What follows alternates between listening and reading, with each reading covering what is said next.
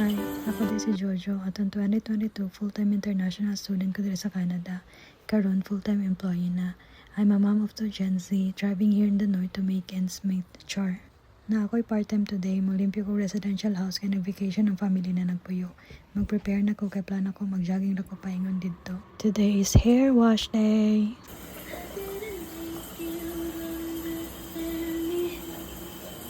Just wanna let this story die. 15 minutes away sa akong gipuyan ang akong adtuan sa mag-jogging lang ko karon and then nag-prepare lang ko and then I'm ready to go na.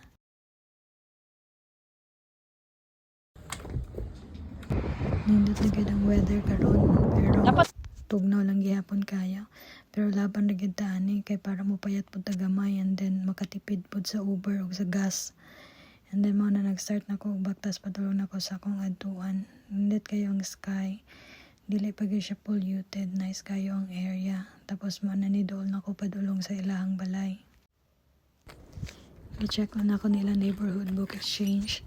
Kaya basin ako'y ganahan na book, bahalag wala ko iilis. Pwede rin magkakawa.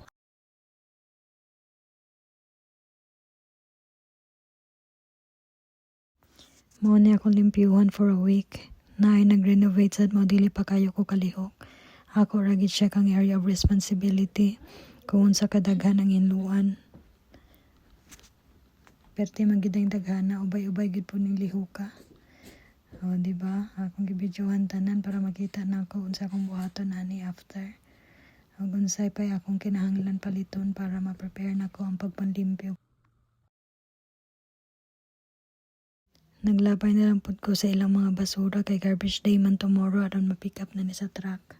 And then, mo na ni balik na ko sa balay. Walking lang Japon ko.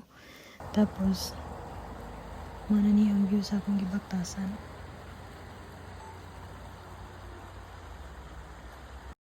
Mo to nabot na ko dayon sa balay. Napagabot na ko na ipalabog. Nikaon na lang pud ko niluto sa akong kuya. And then, isaka ko sa akong kwarto. Nag-check ko sa akong mga emails. And then, nag-online racket ko kadali. Bago ko mag-rest. Wala ragod. Mo ragod to. Bye. Thank you for watching.